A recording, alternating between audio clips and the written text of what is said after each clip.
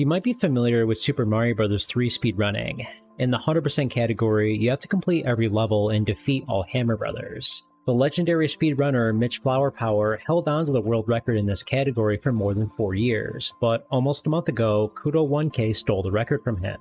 How was Kuto able to beat Mitch's long-standing record? Let's take a look.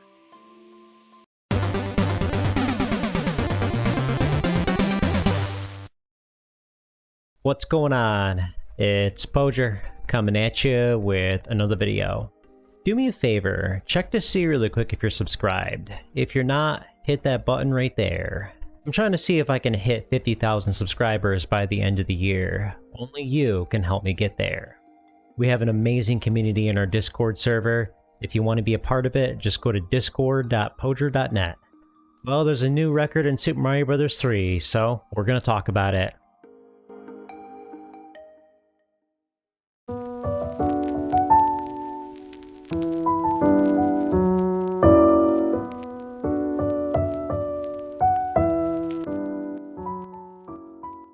A speedrun is when you try to beat a game as quickly as possible. Super Mario Bros. 3 has 4 different categories for speedruns. The most basic category is the any % no wrong warp, where you collect 2 warp whistles and immediately go to World 8. You don't have to play every level or every world, you just have to defeat Bowser as quickly as possible. The biggest hurdle in this category are the 3 stages where the hands can pull you in. There's a 50% chance that the game will force you to play each stage, which loses time. The speedrunner Kuto 1K is the record holder for this category with a time of 10 minutes and 41 seconds. The other category is any %, which requires a glitch on 7-1. With frame-perfect inputs, it's possible to beat the game much quicker than the developers intended.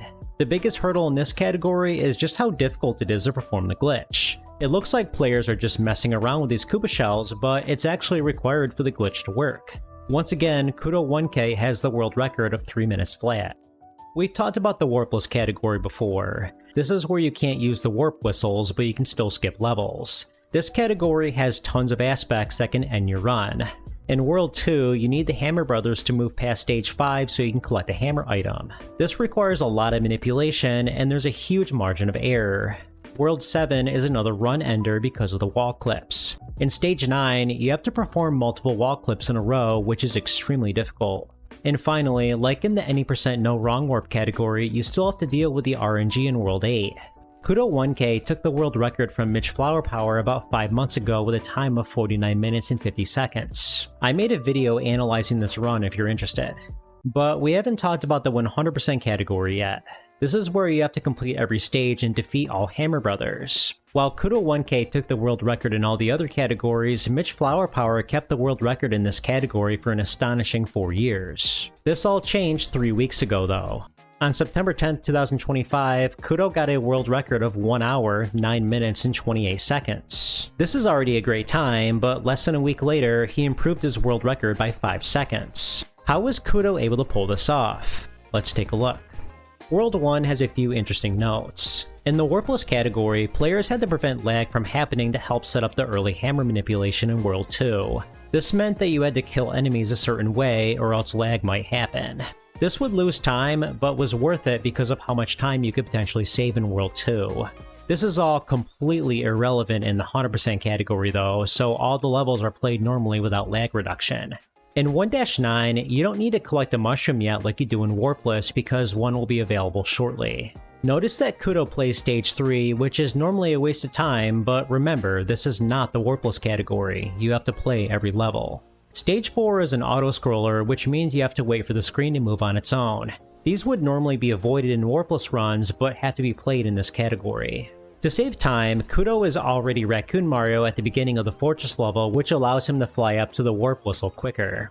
Grabbing Raccoon Mario before the start of the Fortress level is not typical in Warpless because it's not easily accessible without losing time.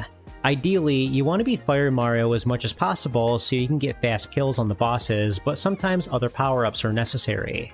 World 2 is much simpler in the 100% category. In Warpless, players had to complete the first few stages on the correct frame to manipulate the movement of the Hammer Brothers. If done correctly, you can skip 3 stages in World 2.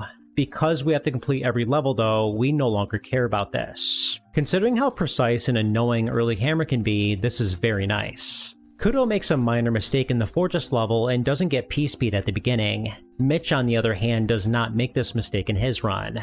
Notice that he used a star from one of the Hammer Brothers. What's nice about the 100% category is that you earn way more items, which allows you to play safer at times. The last Hammer Brother in World 2 was actually hidden behind a breakable rock, which gives you a useless warp whistle. Honest confession, I didn't even know this Hammer Brother was here until I started watching speedruns. The rest of the world is completed without any major challenges.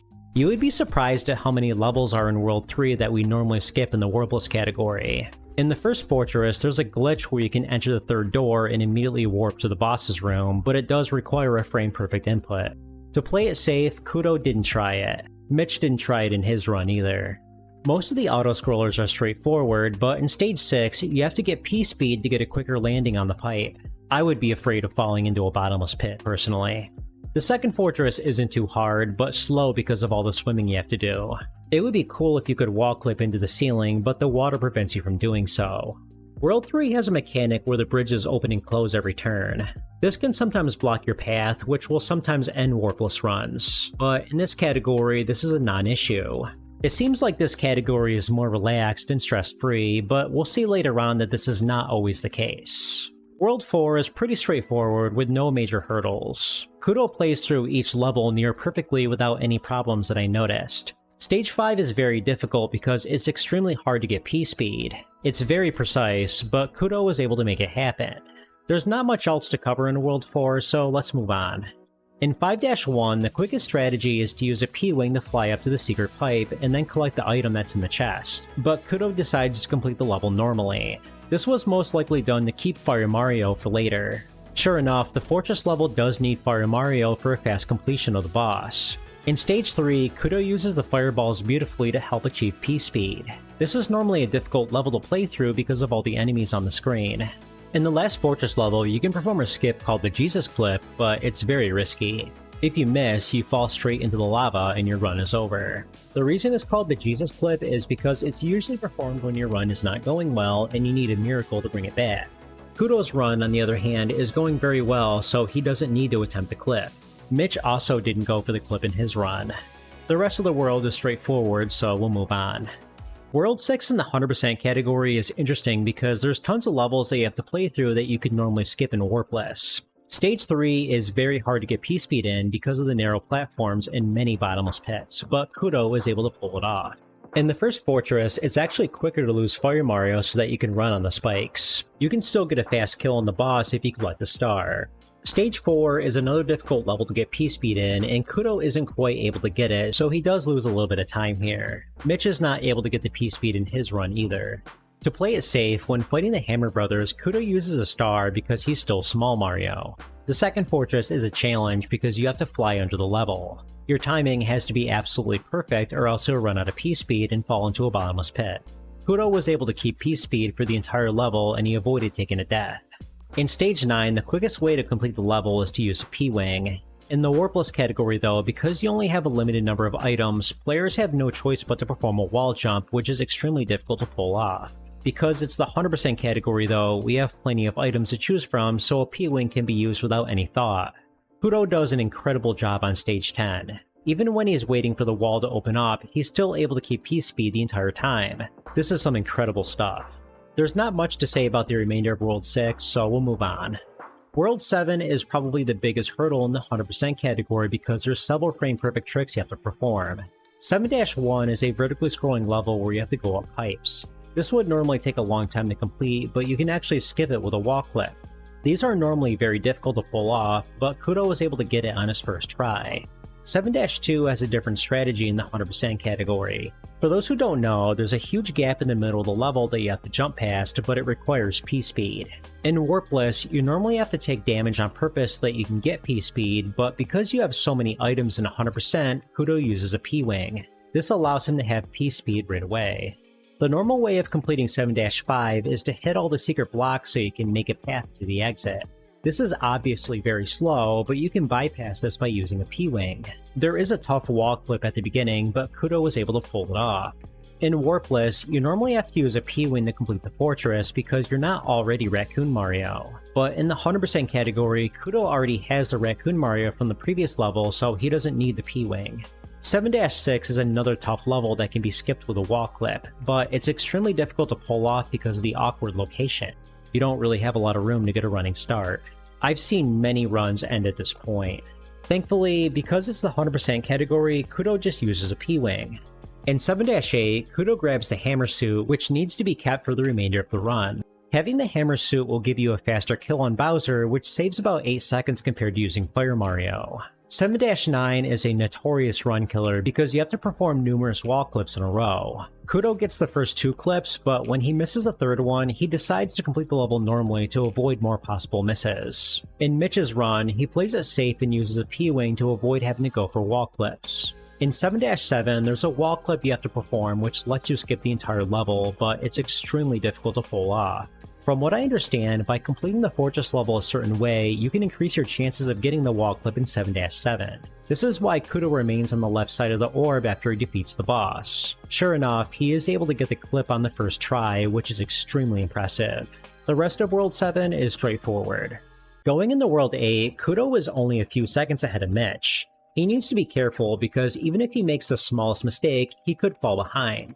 The first 2 levels are auto-scrollers, which gives the player a small break. This particular section would normally be the worst part of the run because it's RNG whether you get pulled into the levels or not. Because it's the 100% category though, it's no big deal because you have to complete the levels anyway. Most people are nervous when they get to this point in the run, but Kuto remained well composed and was even joking with his chat. Oh, well, I'll just let him live. I'll just let him live. I'm too lazy to kill him again. To try and kill him again. He can live his sad little Rocky Wrench life. The fortress level has some difficult areas. It's hard to get P-speed because of the conveyor belt platforms and the lava that's below. You also only have a small window to reach the second door. Even if you're a little off, the door will disappear and you lose time. Going into the last auto-scroller, Kuto is several seconds ahead of Mitch. Unless something unfortunate happens, it looks like Kuto has this in the bag. Kuto attempts a wall clip on Bowser's castle, but unfortunately misses. He does lose some time, but he's still ahead of Mitch. With Kuto having Hammer Mario and Mitch only having Fire Mario, it's looking very likely that Kuto will beat his time. Sure enough, Kuto was able to get a fast kill on Bowser, resulting in a time of 1 hour, 9 minutes and 23 seconds. With this new run, Kuto now has the world record in every category of Super Mario Bros. 3.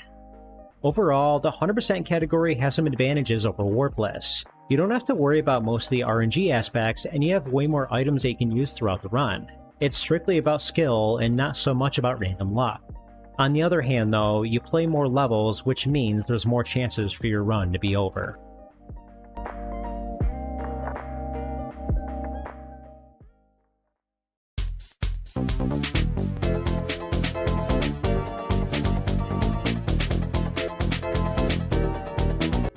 If you made it this far in the video, do me a favor and hit that subscribe button right there. And what do you think about SMB3 speedrunning? Let me know in the comments. Thanks for watching.